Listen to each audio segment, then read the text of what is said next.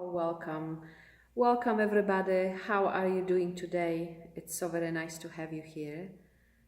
And I wanted to speak today very briefly about inquiry, because inquiry is such a powerful way to end suffering.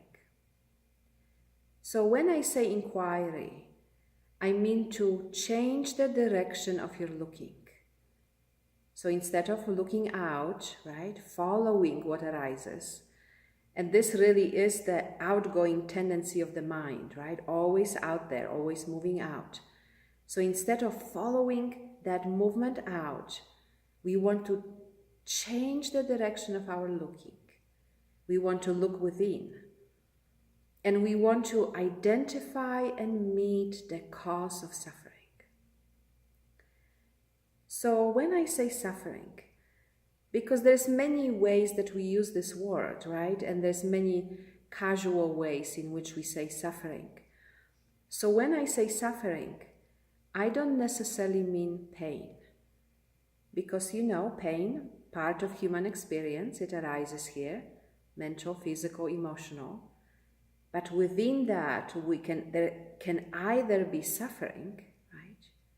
Or there can be peace, no suffering. So when I say suffering, I also don't necessarily mean difficult or challenging life circumstances. Because again, human life, challenges arise, difficult circumstances arise. And within that, there can either be peace, rest, or there can be suffering, right? So when I say suffering, you see, because it's an inner state, it's an inner state. And that inner state gets projected out. So wherever you are at here, at rest or suffering, that's what gets projected. And that's the perspective through which we are looking, right? So when there is peace and love and rest here, everything is at rest, right? When there is suffering here, there is suffering. So when I say suffering, I mean a movement away from our true nature. When I say suffering, I also mean an inability to be here, just the way you are, in any given moment. So it's a habit, right? It's a habit to move, our attention moves, that's why we have this very powerful process of inquiry. Because as many of you know, even after awakening, the past still arises here. The tendencies arise, and there is the tendency to move with what arises. And let me say a few words about what I mean when I say past, because somebody suggests that, I need to explain this a little more. I like to keep things simple, so I give to a lot of things, I give this one general name. I say the past, right? So when I say the past, I mean a misunderstanding. Any time, individually or collectively, that we have believed that the truth that we are, or peace or love, is not already here. So inquiry is a very powerful way to clarify that misunderstanding.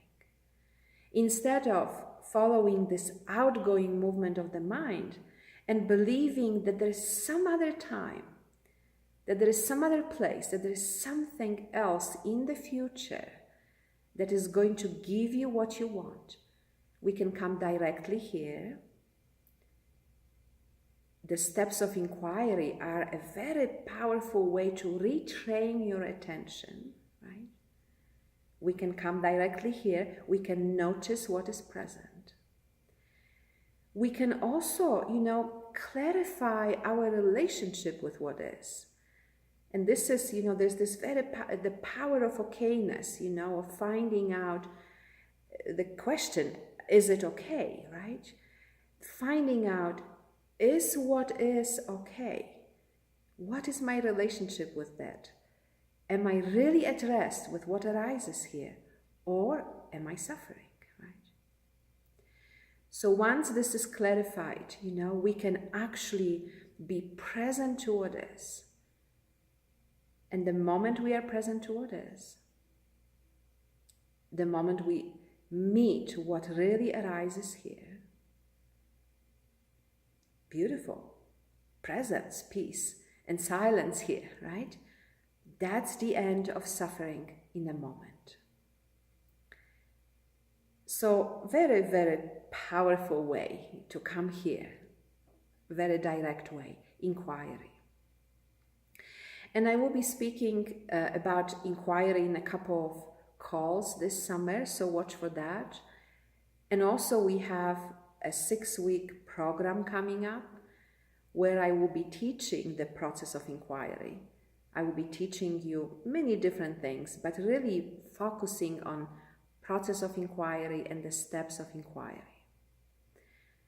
So I hope to see you there, and I want to invite you to join me as these programs, as well as every moment, is an invitation to freedom.